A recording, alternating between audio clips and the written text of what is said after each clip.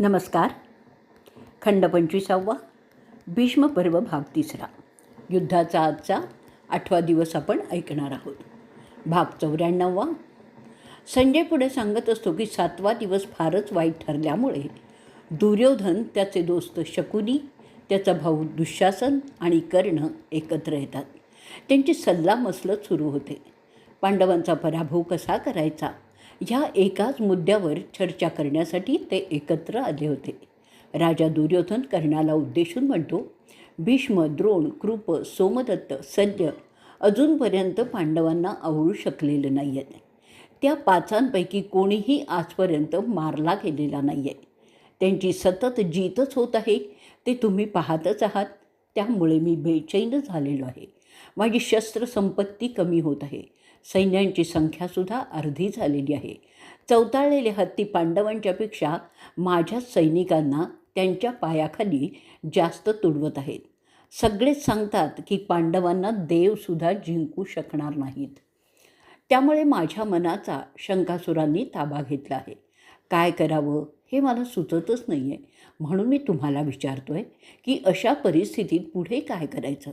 ते ऐकल्यावर सुतपुत्र कर्ण त्याला म्हणतो की प्रथम तो चिंता करायचं बंद कर. तुझ्यासाठी मी काहीही करायला तयार आहे. अगदी माझा जीवसुद्धा द्यायला तयार आहे. परंतु त्यासाठी तुझा आजोबा सरसेनापती पदावरून गेला पाहिजे. त्यानंतर मी आणि सोमदत्त, भागादत्त असे भीष्मांच्या नजरेसमोर त्या पांडवांचा खतमा करून टाकू. मी तुला शपथेवर हे वचन देत आहे. भीष्म मनाने पांडवांचे आहेत. त्याचप्रमाणे द्रोण, कृप पांडवांच्या बाजूने अप्रत्यक्षरित्या आणि दाखवायला मात्र तुझ्या बाजूने असेच वागत आहे. हे तुझ्या लक्षात येत नाही आहे, कारण तुझा त्यांच्यावर अंधविश्वास आहे. भीम जास्त करून सामान्य योद्ध्यांचे वध करत असतो आणि बाणांचा वर्षाव करताना त्याचा ओघ असा ठेवतात की आकाशात फेकलेले जास्त करून बाण तुझ्या सैनिकांवर लागतील. ते सहजपणे सिद्ध करता येणार नाही अशी युक्ती ते करत असतात. पण मला तो म्हातारा फसवू शकणार नाही. मी अगदी पहिल्या दिवसांपासून ते पाहत आहे. तुझ्या अक्षोहिणी सैन्यातील जे मेले ते जास्त करून भीष्मांच्या आणि द्रोणांच्याच बाणाने मेलेले आहेत. हे तुला समजलं तर सगळं काही तुझ्यासाठी स्पष्ट होईल. ते साध्य करण्यासाठी तुला एक गोष्ट केली पाहिजे. ती अशी की आत्ता तू भीष्मांच्या तंबूत जाऊन त्यांचा सरसेनापती पदाचा राजीनामा घे. एकदा त्यांनी हे पद सोडलं की समज ते पांडव त्यांच्या सगळ्या गोतावळ्यासकट मेल्यातच जमा आहेत. हा माझा वादा आहे. कर्णाचं ते बोलणं मनावर घेत दुर्योधन त्याच्या भावाला म्हणजेच दुःशासनाला सांगतो, माझ्या तंबूतील सगळ्यांना सज्ज राहण्यास सांग. त्यानंतर तो कर्णाकडे पाहत त्याला सांगतो, जर आजोबा तयार झाले तर तुलासुद्धा सज्ज व्हावं लागेल. भीष्मांनी शस्त्र खाली ठेवली की तुला तुझी कामगिरी करावी लागेल, हे लक्षात ठेव. ते बोलून झाल्यावर तुमचा मुलगा आणि त्याचा भाऊ सरंजामाचे कपडे नेसून भीष्मांकडे जाण्यास निघतात. दुर्योधन त्या रुबाबदार कपड्यात इंद्रासारखा सुंदर दिसत होता. ते भीष्मांच्या शामियानात येतात. त्यांचे खास शूरवीर योद्धे त्यांच्याबरोबरच होते. ते एकामागून एक असे चालत त्या शामियानात प्रवेश करतात. तुझ्या मुलाचे चाहते त्याला वाटेत जाताना अभिवादन करत होते. असे ते भीष्मांच्या समोर जातात. त्यांच्याबरोबर त्यांचे सहोदर म्हणजे तुमचे पुत्र त्याच्या मदतीसाठी तिथे आलेलेच असतात. दुर्योधन त्याचा उजवा हात वर करून त्याच्या हातांचं अभिनंदन करत होता. तो भीष्मांच्याकडे जात असताना त्याला विविध लोक भिन्न भाषातून बोलत असल्याचं ऐकू येत होतं. काही त्याचं स्वागत करण्यासाठी आरती घेऊन येतात, ज्यामध्ये सुगंधी तेल निरांजनात वापरलेलं होतं. त्यामुळे एक सुगंधी वातावरण तिथे झालेलं होतं. भाट त्याच्या स्तुतीची कवनं गाऊ लागलेले होते. ते सगळं वैभव उपभोगत तुझा मुलगा भीष्मांच्या जागी जात होता. तो आणि त्याचे लोक जात असताना रस्त्यावरील वर्दळ लगबगीने बाजूला होत होती. अखेरीस अशा रुबाबात तो तुझा मुलगा त्यांच्या म्हणजे आजोबांच्या ठिकाणी पोचतो. तिथे भीष्माला सलाम करून तो आणि त्याचे साथी तिथे असलेल्या सोन्यांच्या आसनावर बसतात. भीष्म त्याला अशा रीतीने अचानक येण्याचं कारण विचारतात. तेव्हा तो डोळ्यात पाणी आणून गहिवरल्यासारखं करत म्हणतो, आपल्या मदतीने आम्ही हे युद्ध छेडलं, जसं देवांनी दानवांशी केलेलं असावं. परंतु मला बोलायला शरम वाटते की आपल्या नेतृत्वाखाली आम्ही पांडवांना पराजित करू शकू की नाही, अशी शंका यायला लागली आहे. स्पष्ट बोलतो म्हणून आपण कृपया रागावू नये. म्हणून आत्ता माझ्यावर कृपा करा आणि पंडूंच्या मुलावर सरळ हल्ला करण्याचं ठरवा. महेंद्रासारखे आपण सगळ्या प्रधान योद्ध्यांवर जातीने चाल करण्याचं मला आश्वासन द्यावं. त्यात आपण पांचाल, सोम, करुष, केकया अशा पांडवांच्या खास मंडळींचा फडशा पाडण्याचं वचन घेण्यासाठीच मी आपल्याकडे आलेलो आहे. ते वचन आपण पाळाल याबद्दल मला शंकाच नाही आहे. सगळ्या पार्थांचा निर्वंश आपण कराल असं मला सांगा. त्याचबरोबर त्यांच्या इतर मित्रांचा सुद्धा नाश कराल असंही मला सांगा. जर पांडवांच्याबद्दल आपल्याला काही खास भावना असतील तर ते मला आत्ताच सांगा. तसं असेल तर आपण रजा घ्यावी आणि माझा मित्र कर्ण ह्याला सरसेनापतीपदी नेमण्याची मला परवानगी द्यावी. त्यांनी मला अभिवचन दिलेलं आहे की जर तो सरसेनापती झाला तर तो पांडवांचा आणि त्याच्या दोस्तांचा पुरता नाश करून दाखवेल आणि हे युद्ध आपल्या बाजूनी जिंकेल. तुमचा मुलगा असं बोलल्यानंतर काही एक न बोलता गप्प बसतो. इथेच आपला 94वा भाग संपलेला आहे. भाग 95वा. संजय पुढे सांगतो की महारथी भीष्म तुमच्या मुलाच्या त्या बोलण्याने दुखावले जातात, तरीही ते त्याला वाईट वाटेल असं न बोलण्याचं ठरवतात. भीष्मांच्या दीर्घ श्वासातून सापाचे फुत्कार जाणवत होते, पण शब्दाने ते काहीही दाखवत नव्हते. आपला संताप आवरत पण त्यामागील भावना न लपवता ते तुमच्या पुत्राला म्हणतायत, अरे दुर्योधना, तुझ्या अशा बोलण्याने मला फार दुःख झालं आहे. तू माझ्या प्रामाणिकपणावर संशय दाखवत आहेस. मी आजपर्यंत जे केलं ते तुझ्या भल्यासाठीच केलेलं आहे. मी माझं आयुष्य त्यासाठी संपवण्यास तयार आहे. पांडव हे खरोखरच अजिंक्य आहेत रे, कारण त्यांच्यापाशी कृष्ण म्हणजे साक्षात विजय आहे. तुला माहीत आहे, जेव्हा अग्नीला जिष्णू आणि कृष्ण मदत करण्यासाठी जातात त्या खांडव अरण्यात, तेव्हा मी नव्हतो. अर्जुन इंद्राला, शंकराला हरवत आलेला आहेत. तुम्ही वनात गेला होता, तिथे तुम्हाला गंधर्वाच्या गचाट्यातून कोणी सोडवलं ते आठव? तिथे तुझा कर्ण होता, पण तो पळून गेला होता. जेव्हा तू आणि तुझे साथी गंधर्वांनी पकडून ठेवले होते, तुम्ही विराटाची खिल्लारं पळवण्यासाठी गेला होता, तिथे तुम्हाला अर्जुनानेच पकडलं होतं, जरी तो बाईच्या वेशात होता. तेव्हासुद्धा तुझा मित्र तुझ्याबरोबर होता, पण तो तेव्हा अर्जुनाला हरवू शकला नाही. उलट अर्जुनाने त्यालाच नागडा करून पाठवलं होतं. ते तू विसरला आहेस वाटतं. त्या युद्धात द्रोणांनासुद्धा त्यांनी पाणी पाजलं होतं, तेही तू विसरला आहेस का? तुला आठवतं का रे? त्यावेळी तुझा कर्णाप्रमाणे द्रोणांनासुद्धा त्यांनी विवस्त्रच केलं होतं. या गोष्टी तू लक्षात घेतल्यास तरच तुला लक्षात येईल की कर्णाचा दावा किती फोल आहे. केवळ फुशारक्या मारण्याव्यतिरिक्त तुझ्या मित्राने आजपर्यंत काय केलं आहे ते मला सांगशील? त्याला विचार, जेव्हा गंधर्वांनी तुला अटक केली तेव्हा तो कुठे पळाला होता, तेव्हा त्यांनी काय केलं?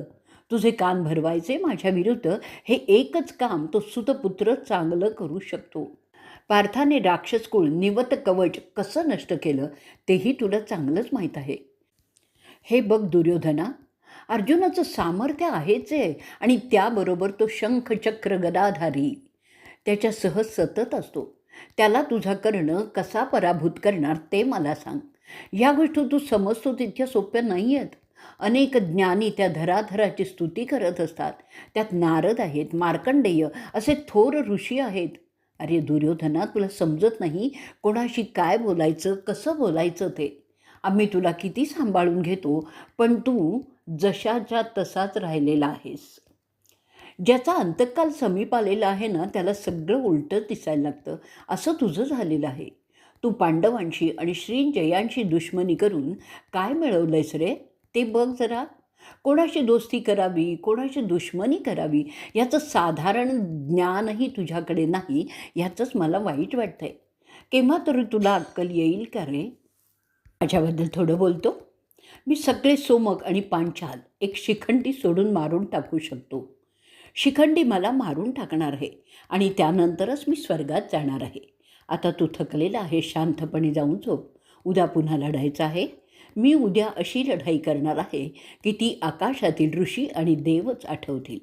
त्यानंतर काही न बोलता तुझा मुलगा आजोबांना लावून नमस्कार करतो आणि निमूटपणे आपल्या ठिकाणी जातो. त्याच्या ठिकाणी गेल्यावर तो त्याच्या कर्मचाऱ्यांना जायला सांगतो आणि स्वतः जाऊन निसतो. त्याला भीष्मांचं आश्वासन आठवतं की उद्या ते सोमकांचा नाश करणार आहे. तेवढं तुझ्या मुलाला खुश करण्यासाठी पुरेसं होतं. दुसऱ्या दिवशी पहाटे तुझा मुलगा सगळ्यांना लढण्यासाठी तयार व्हायला सांगतो. आज शंतनूचा मुलगा सोमकांवर जाणार, तेव्हा त्याला फार मजबूत संरक्षण द्यायला पाहिजे आहे असं तो ओळखतो. त्याप्रमाणे सगळ्या व्यवस्था केल्या जातात. भीष्म रात्रभर विचार करत असतो अर्जुनाशी कसा लढणार ह्याचा. ते सोपं नव्हतं.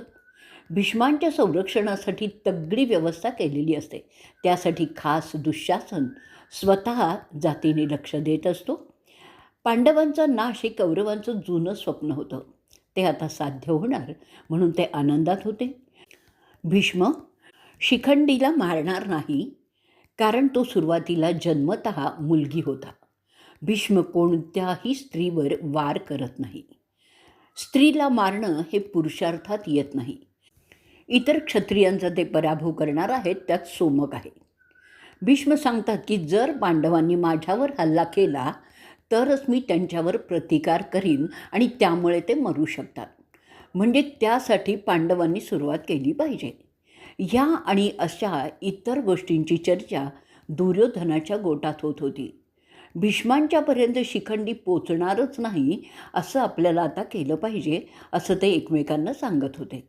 शकुनी, विवंसती, शल्य, कृप, द्रोण भीष्माचार्यांना संरक्षण देतील असंही ठरतं. ते झालं म्हणजे आपला विजय निश्चितच आहे असं दुर्योधन मनापासून समजत होता. दुर्योधनाच्या मनाप्रमाणे सगळी व्यवस्था केली जाते. त्या लष्कराच्या हालचालीने पृथ्वी हादरत होती. भीष्मांच्या जवळ कोणी जाणार नाही अशी व्यवस्था केलेली होती. जसे देव दानव युद्धात देव इंद्राला संरक्षण देत होते, त्याची आठवण आकाशातून पाहणाऱ्या देव आणि ऋषींना होत होती. दुर्योधन त्याच्या सेनापतींना सांगत असतो की युधामन्यू अर्जुनावर डाव्या बाजूनी लक्ष ठेवील, उत्तम मौजा उजव्या बाजूनी लक्ष ठेवील. कौरव असंही करतात की शिखंडी भीष्मांपर्यंत जाऊ शकला नाही पाहिजे, परंतु अर्जुन शिखंडीला संरक्षण देत होता हा मोठाच प्रश्न त्यांना पडला होता. दुःशासन मोठी फौज घेऊन भीष्माला संरक्षण देत पुढे जात होता. कौरवांची ती चाल पाहून धनंजय दृष्टद्युम्नाला म्हणतो, शिखंडीला कसंही करून भीष्मांच्या पुढे आणण्याची व्यवस्था झाली पाहिजे. मी पुढचं पाहून घेईन. इथेच आपण 95वा भाग आपला संपवणार आहोत. भाग 96. संजय पुढे सांगत असतो की भीष्म त्याची फौज घेऊन निघतो आणि रणांगणात आल्यावर सर्वताभद्र नावाचा व्यूह असतो. त्यात सगळ्या पलटणी चौरस आकारात उभ्या राहतात, चौफेर आक्रमण करतात असं होतं. त्यात कृप, कृतवर्मन, सैव्य, शकुनी, सिंधचा राजा जयद्रथ, कंबोजचा राजा सुदक्षिण, त्यात भीष्म आणि तुझे सगळे पुत्र ठिकठिकाणी नेमलेले असतात. द्रोण आणि भूरिश्रव, शल्य आणि भागादत्त उजव्या बाजूंचं संरक्षण करत असतात. अश्वत्थामा, सोमदत्त, अवंतीचे राजपुत्र डाव्या बाजूचं संरक्षण करणार असतात. दुर्योधन त्रिगर्ताने सुरक्षित केलेला होता. पांडवांवर हल्ला करण्याचं काम अलमवृषाचं ठरलं होतं. त्याला मदत म्हणून महायोद्धा श्रुतयुष सज्ज होता. अशा प्रकारे सगळी व्यवस्था केलेली होती. पंडूचे मुलगे युधिष्ठिर, भीम, माद्रीचे नकुल आणि सहदेव त्यांच्या रचनेत पुढे होते. त्यांचं नेतृत्व दृष्टद्युम्न करत होता. त्याला मदत म्हणून राजा विराट, सत्यकी सज्जच होते. शिखंडी आणि विजय म्हणजेच अर्जुन, राक्षसपुत्र चेकितन, कुंतीभोज त्यांच्या मोठ्या सैन्यानिशी सज्ज होते. अभिमन्यू, द्रुपद, केकय्या बंधू असं पांडवांचं सैन्य लढण्यासाठी तयार होतं. रणवाद्य वाजली आणि युद्ध प्रारंभ झाले तसे कौरवांचं सैन्य जोरात मुसंडी मारून पांडवांच्या व्यूहाला तोडून आत घुसण्याचा प्रयत्न करतात. त्यांच्या रणगर्जना सगळ्या आसमंताला हादरून टाकतात. कौरवांचं सैन्य भीष्मांना पुढे ठेवून लढत होतं आणि त्यांचं लक्ष अर्जुनच होता. त्याचवेळी पांडवांचे भीमसेन तुझ्या मुलांवर आक्रमण करून जातो. चौफेर आरडाओरड सुरू होते. रक्ताच्या चिळकांड्या सर्वत्र उडत होत्या. जसे योद्धे एकमेकांना भोसकत होते.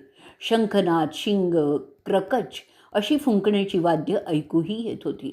त्याशिवाय नगारे आणि ढोलकीसुद्धा जोरजोराने वाजत होती.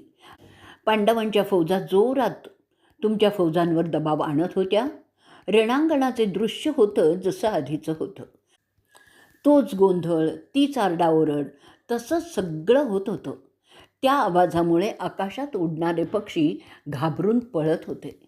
कोल्हेकुई भर दिवसा ऐकू येत होती. म्हणजे आज काहीतरी विशेष संवार होणार असंच वाटत होतं. सगळे प्राणी एकदम रडत होते. आकाशातून रक्त आणि मांस, हाडांचे तुकडे पडतच होते. ही अशुभ लक्षणं मानली जातात. राक्षसांच्या पलटणी मोठ्यांदा गर्जना करत होत्या. त्या आवाजाने कानठळ्या पडत होत्या. कुत्री, कोल्हे, कावळे, गिधाडं विचित्र प्रकारे आवाज काढत होती. सागराच्या लाटांचा गजरा होतो तसेच धीर गंभीर आवाज सगळीकडे घुमत होता. भीतीचं वातावरण तयार झालं होतं आणि काहीतरी भयंकर होणार असंच वाटत होतं. आकाशातील प्रेक्षक पुढे 8व्या दिवशी काय होणार म्हणून एकमेकांना विचारत होते. आणि इथेच आपण आपला 96वा भाग संपवणार आहोत. भाग 97. संजय पुढे सांगतो की अभिमन्यू त्याच्या लालसर रंग असलेल्या घोड्यावर बसलेला दुर्योधनाच्या दिशेने त्याचा मोर्चा वळवतो. त्याच्या बाणांच्या वर्षावाने कौरव असहाय्य झालेले होते. अभिमन्यू त्याच्या शस्त्रांसह कौरव सेनेचा अफाट सागरात घुसला. तिथे कौरवांचे असंख्य क्षत्रिय त्याने यमाकडेही पाठवले. अनेक रथ मोडून टाकले, रथींना अस्वस्थ केलं. त्याच्या विषारी बाणाने कितीतरी योद्धे घायाळही झाले होते. त्याचा जर सततच वाढत जात होता. हत्ती दलाला सुद्धा त्यांनी धडक दिली होती. त्याला ते करताना फार आनंद होत होता. त्याचं शौर्य, त्याची हिंमत पाहून स्वर्गातील राजे, ऋषी त्याची स्तुती करू लागले होते. त्याच्या हल्ल्यापासून कोणालाही संरक्षण नव्हतं. साक्षात इंद्रच लढत आहे असंच ते दृश्य होतं.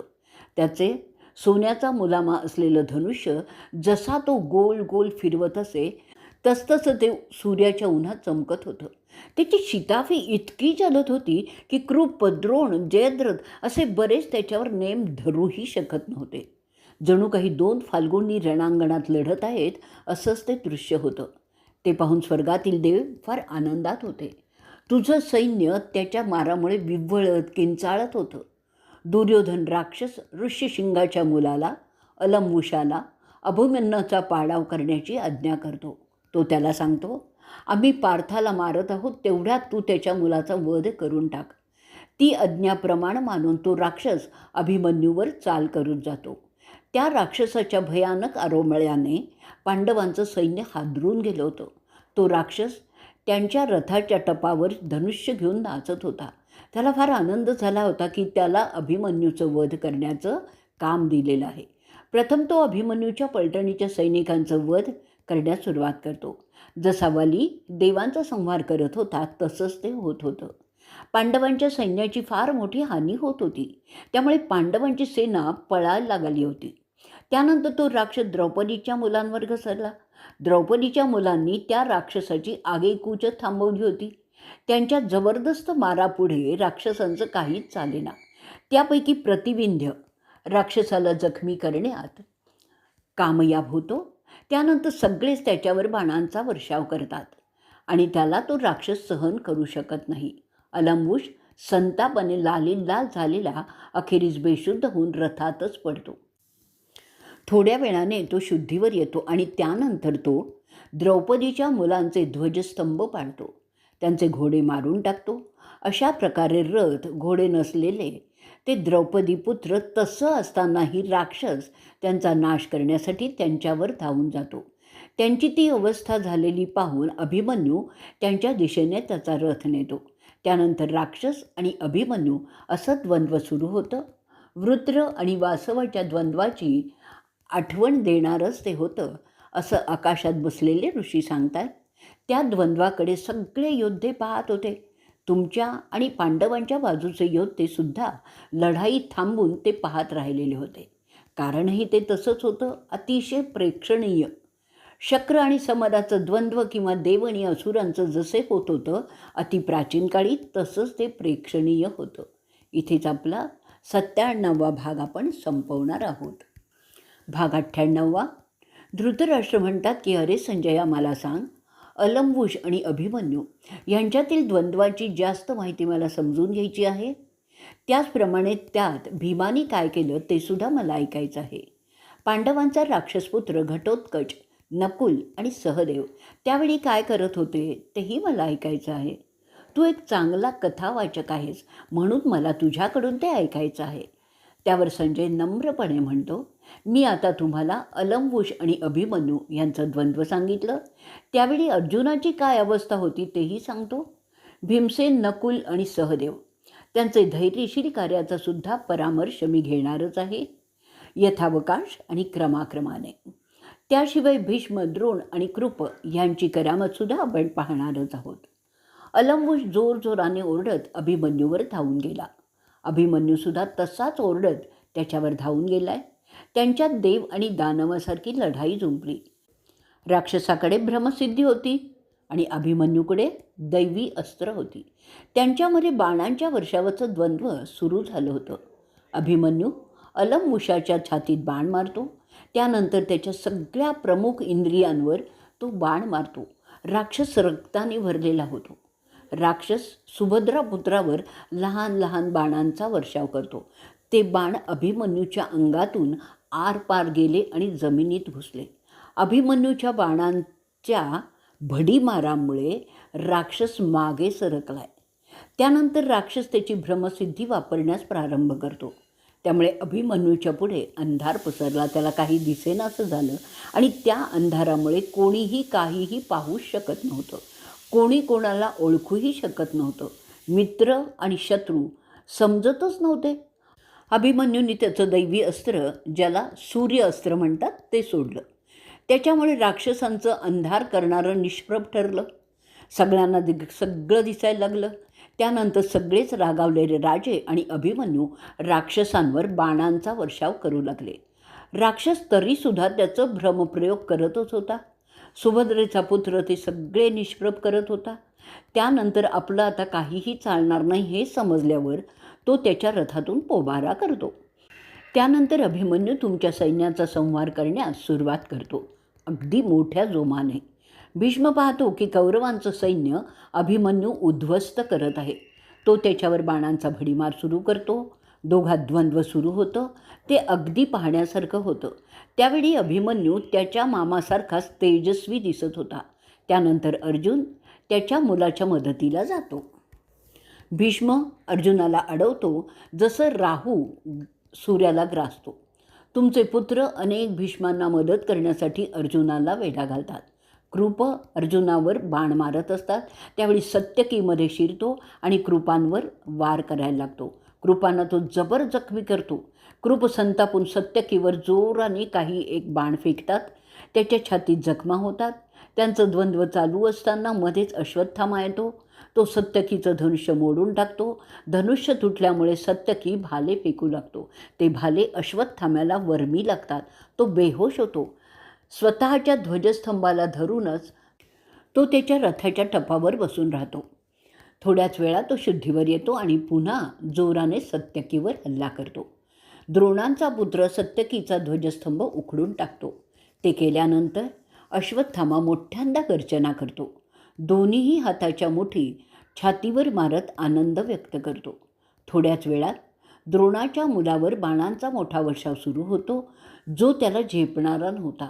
आपल्या मुलाला सत्यकी हरवत आहे ते पाहिल्यावर द्रोण त्याच्या मदतीला जातात. द्रोण सिनीच्या नातवावर जोराचा वार करतात बाणांचा. त्यानंतर सत्यकी अश्वत्थामाला सोडतो आणि द्रोणांवर लक्ष केंद्रित करतो. त्या युद्धात कोण सरशी करतोय ते ठरणार. तेवढ्यातच अर्जुन सत्यकीच्या मदतीला जातो. त्यानंतर द्रोण आणि धनंजय यांच्यामध्ये तुफान द्वंद्व होतं. इथेच आपण 98वा भाग आपला संपवणार आहोत. भाग 99.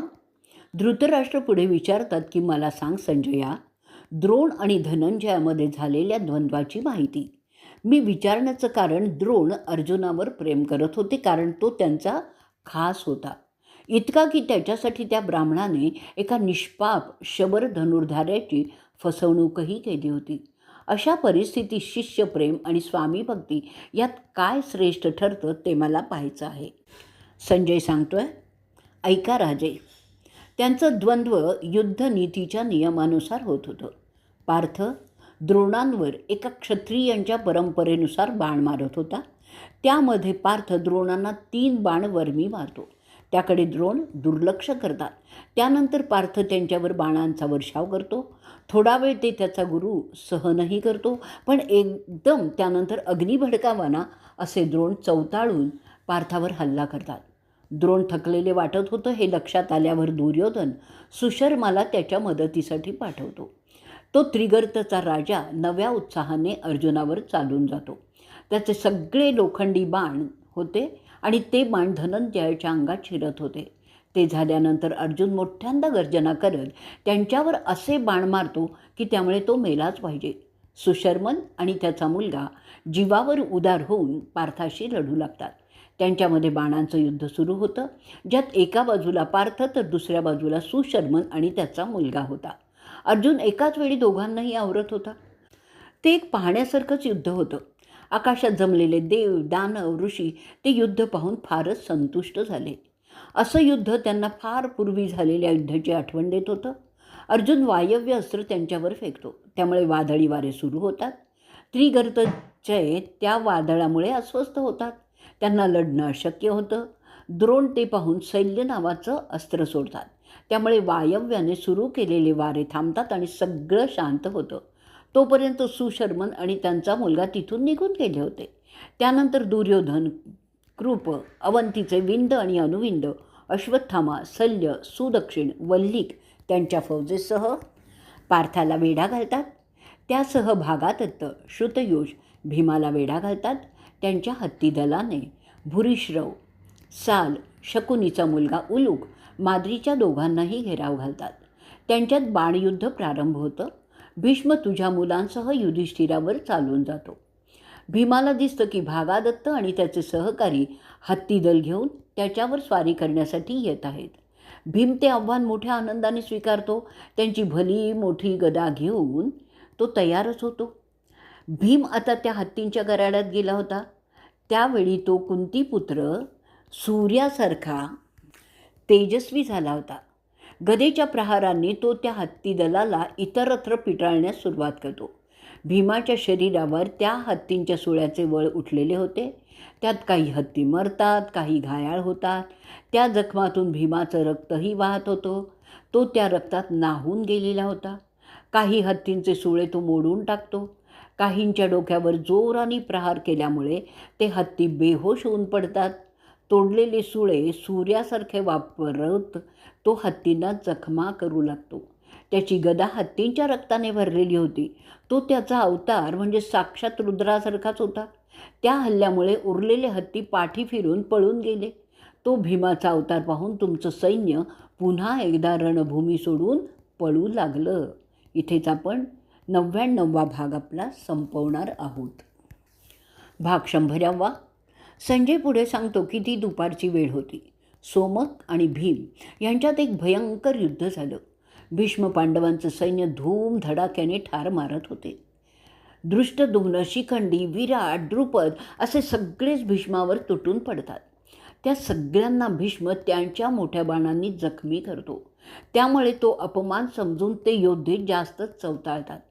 त्यानंतर शिखंडी भीष्माला अनेक बाण मारून जखमी करतो. परंतु शिखंडी स्त्री आहे म्हणून ते कोणत्याही प्रकारचा प्रतिवार त्याच्यावर करत नाही आणि ते त्या बाणांना सहन करत राहतात. परंतु जेव्हा धृष्टद्युम्न त्यांच्यावर बाण सोडतो तेव्हा आजोबा त्याच्यावर बाणांचा वर्षाव करून त्याची पिछेहाट करतात. तरीही द्रुपद भीष्मांवर जोराचा मारा करतात. त्यानंतर विराट त्यांना अनेक ठिकाणी जखमी करतात. ते सगळं शिखंडीच्या आडून वार करत होते. अशा प्रकारे अनेक जोरदार बाणांनी जखमी झालेले भीष्म त्यांच्या रक्तानेच नाहून गेलेले होते असं प्रथमच झालं होतं. त्यानंतर गंगाधराने त्या योद्ध्यांवर बाण मारायला सुरुवात केली. त्या प्रत्येकाला 5-5 बाण त्यांनी मारले, परंतु शिखंडीला एकही बाण मारला नाही. त्यानंतर ते भीष्माच्या सारथ्याला जखमी करतात. ते भीष्माला घेरून मारत आहेत. ते पाहिल्यावर पांडवांचे इतर योद्धे, द्रौपदीची मुलं, केकय्या बंधू, सत्यकी, युधिष्ठिर असे सगळेच त्यांच्यात सामील होतात आणि भीष्माला बाण मारायला लागतात. ते जसे भीष्माभोवती जमा होतात तसे गिधाडं मरणासन्न जनावराच्या भोवती जमा होतात. त्यावेळी दुर्योधन त्याच्या पलटणीला भीष्मांना संरक्षण देण्यासाठी जाण्याचे आदेश देतो.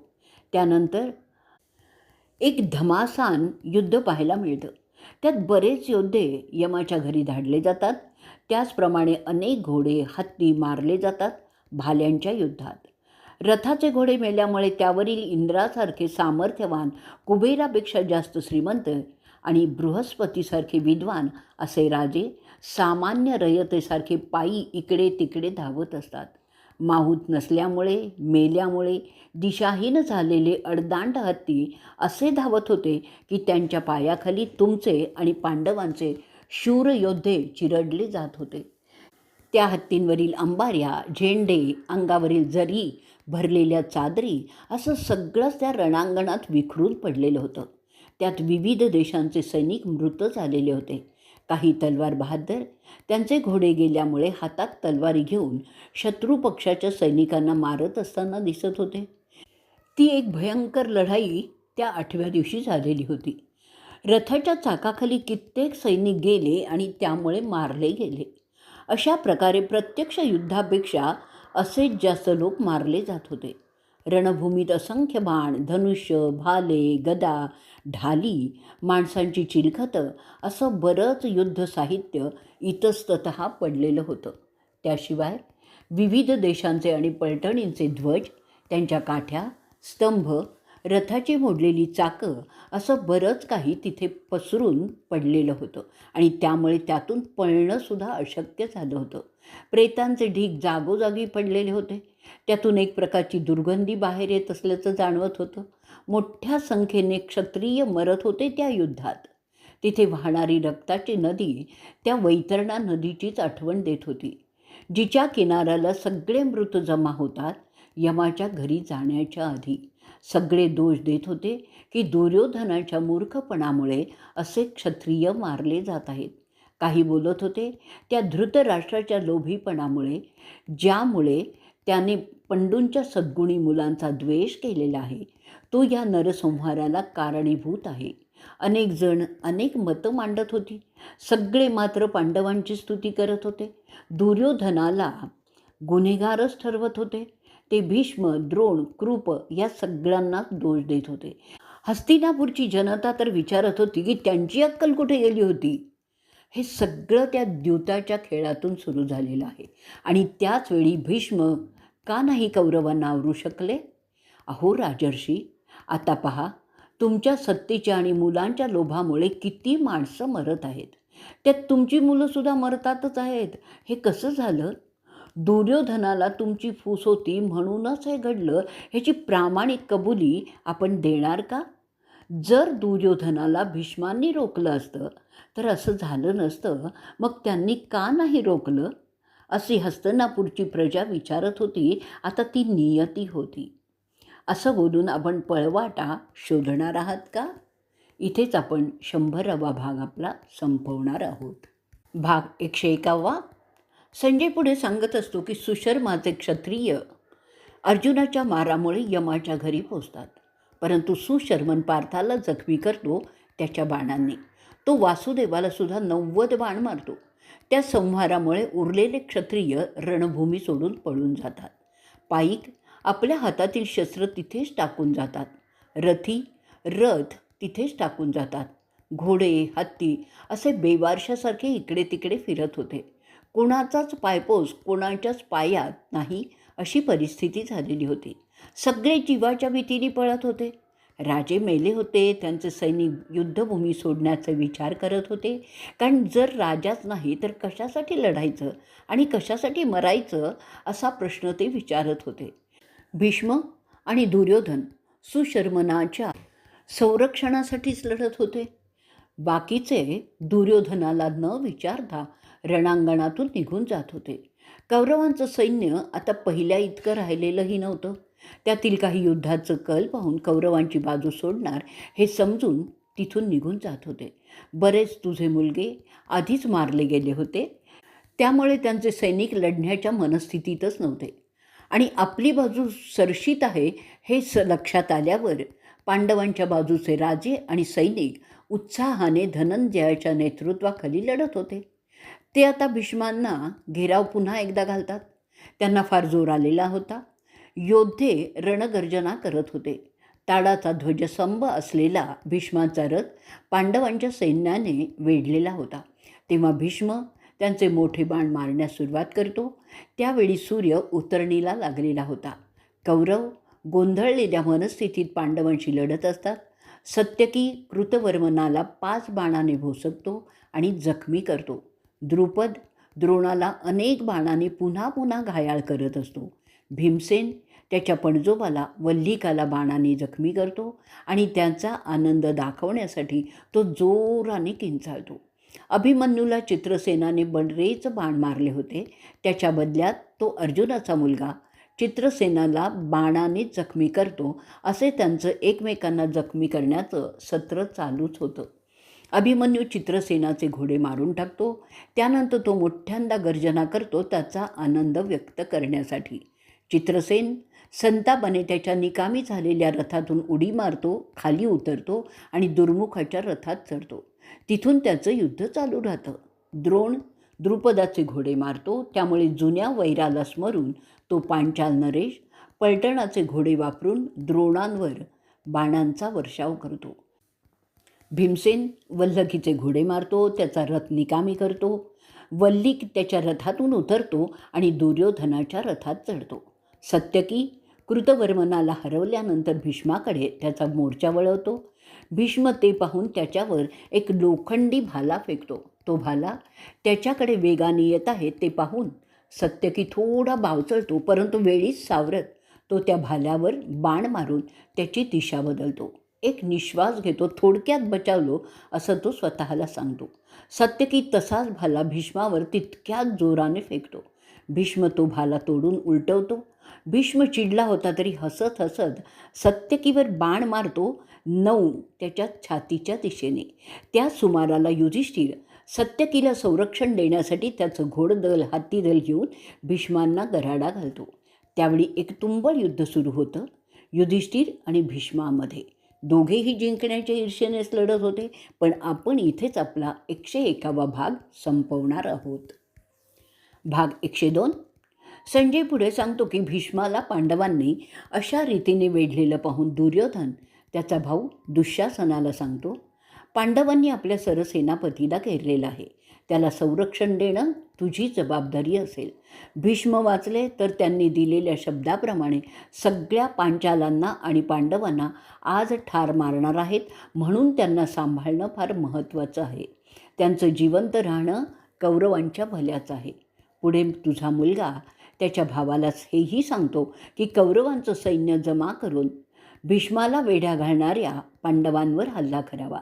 ते सोपं नाही आहे, पण करणं आवश्यक आहे असं ते एकमेकात बोलत असतात.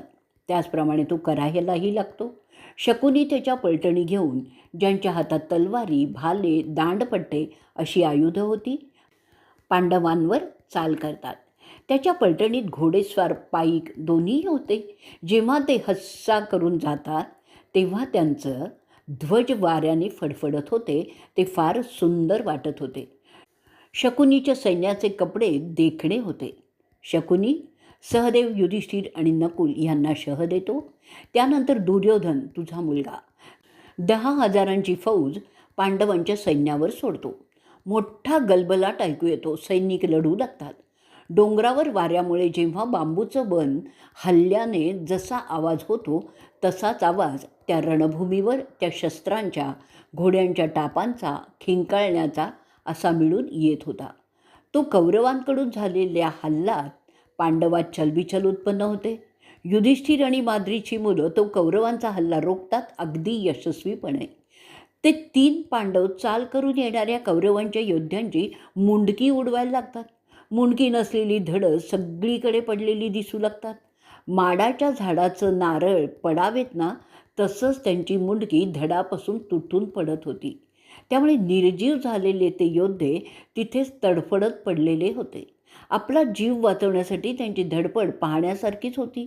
अरे राजा, पार्श्वभूमीवर रणवाद्य, ज्याच्यात मोठे झांज, ढोलकी, नगारे जोरजोराने वाजवली जात होती, त्यांच्या गोंधळात मरणाऱ्या सैनिकांचं करुण रुदन ऐकूही येत नव्हते. तो पराजय झालेला पाहून तुझा मुलगा फार दुःखी झाला आणि आता तो सल्ल्याला म्हणतोय, आपल्या नजरेसमोर तो मोठा पांडव आणि त्याचे सावत्र बंधू आपल्या सैन्याची खुलेआम कत्तल करतायत आणि आपण काहीच करू शकत नाही आहे. हे मोठं नामुष्कीचंच आहे. त्यांचा नाश केलाच पाहिजे.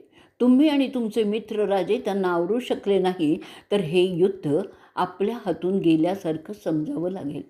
मग तुम्हाला सुद्धा काहीच मिळणार नाही. तुमची सगळीच मेहनत वाया जाईल. हे युद्ध करण्यामागील जो आपल्या सगळ्यांचा उद्देश आहे ते सुद्धा संपुष्टातच येईल. तुझ्या मुलाचे ते उद्गार ऐकून शल्य पांडवांना आवरण्यासाठी पुढे जातो. तो नव्याने युधिष्ठिरावर हल्ला करतो. पुन्हा जोमाने युद्ध सुरू होतं. युधिष्ठिर शल्याला बाणाने घायाळ करतो. नकुल आणि सहदेव तसंच करतात. शल्य काही कमी नसतो. तो सुद्धा त्या तिघांनाही बाणांनी जखमी करतो. हे होत असताना दुरून भीम ते पाहतो आणि तिथे येण्यासाठी निघतो. त्याला शल्याला ठार मारायचं असतं. तो युधिष्ठिराच्या मदतीसाठी शल्याच्या रथाजवळ जातो. भीमाला कशाचीही भीती वाटत नसते. आता तर सूर्य मावळतीला लागलेला होता. त्यामुळे त्या दिवसाचं युद्ध आटोपतं घेण्याच्या तयारीला सगळे लागतात. आणि इथेच आपण 8व्या दिवसाचा 102वा भाग संपवणार आहोत. भाग 103वा. संजय पुढे सांगत असतो की भीष्म रागाने पांडवांच्यावर बाणांचा वर्षाव करू लागतात. ते भीमाला 12 बाण मारतात. नकुलाला 3, सत्यकीला 9, सहदेवाला 7 मारतात. युधिष्ठिराच्या छातीत आणि हातावर असे 12 बाण मारतात. ते दृष्टद्युम्नाला सुद्धा बाणाने जखमी करतात आणि त्यानंतर मोठी गर्जना करतात. त्याचप्रमाणे युधिष्ठिर भीष्मांवर 12 बाण फेकतो. त्यावेळी द्रोणमध्ये येतात आणि भीमाला आणि सत्यकीला प्रत्येकी 5 बाण मारतात. त्या बदल्यात ते पांडवसुद्धा द्रोणांना बाणाने जखमी करतात.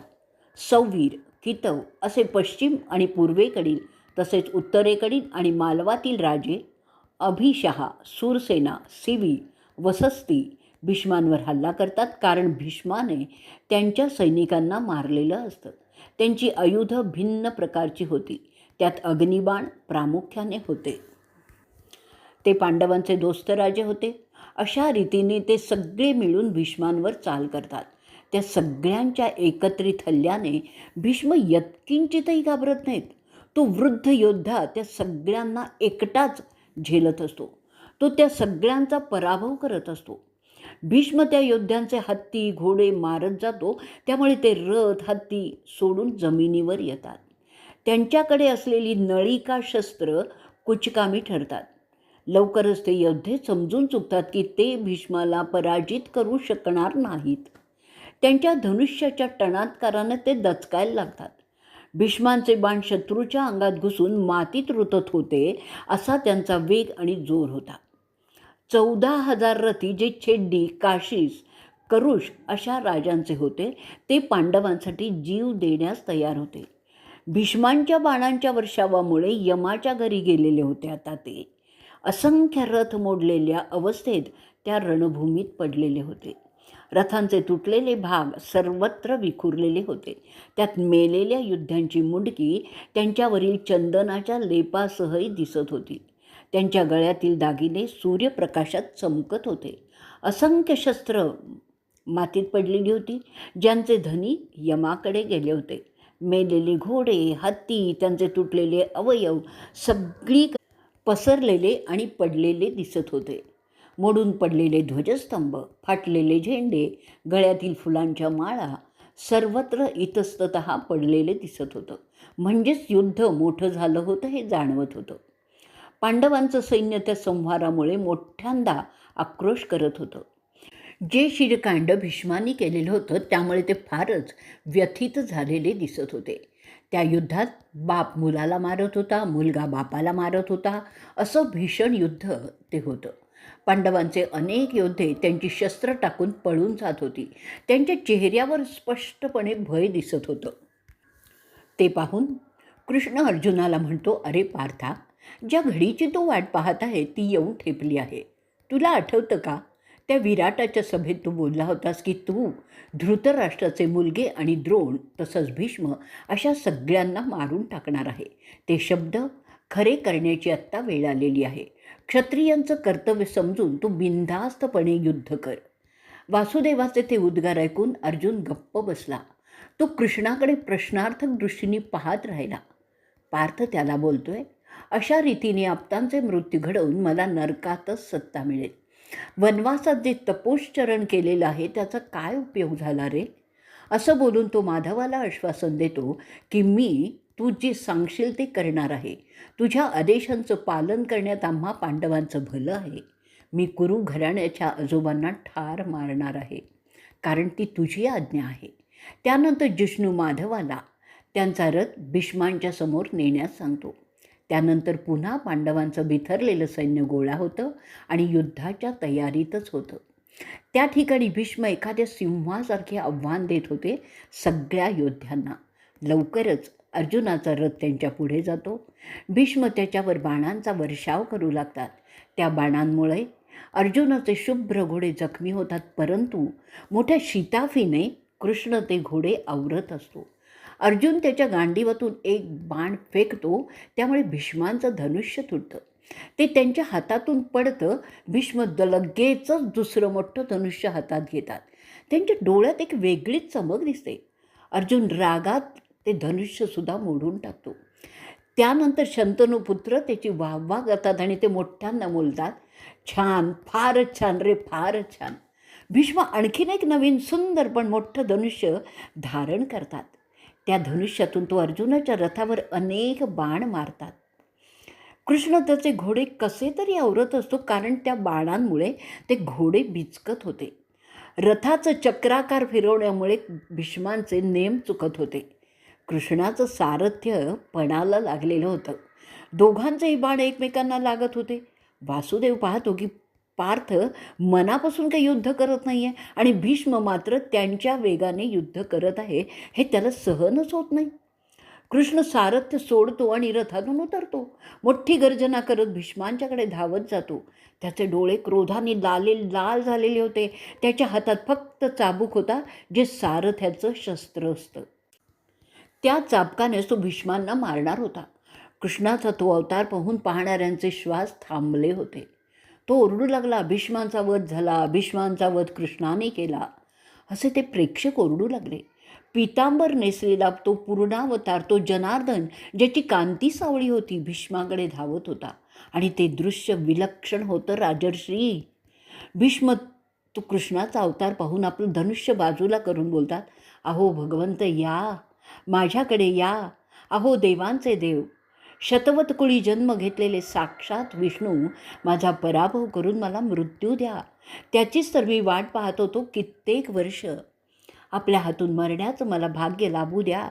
अहो गोविंदा, तुला हवं तसं तू मारू शकतोस, कारण मी आपला गुलाम आहे, चिरंतन गुलाम आहे. ते त्याचं बोलणं होत असताना अर्जुन लाजीरवाणा झाल्यासारखा कृष्णाच्या मागे धावत जातो आणि कृष्णाचे हात पकडतो, त्याला थांबवण्याचा प्रयत्न करतो. तरीसुद्धा तो जनार्दन अर्जुनाला दूर ढकलून भीष्मांच्याकडे जातच राहतो. अखेरीस पार्थ कृष्णाचे पाय पकडतो. ऋषिकेशाला तो कसं तरी थांबवतो. अखेर अर्जुन कृष्णाचे पाय घट्ट धरतो, त्याच्या पाया पडतो. तेव्हा कुठे भगवंत थांबतात.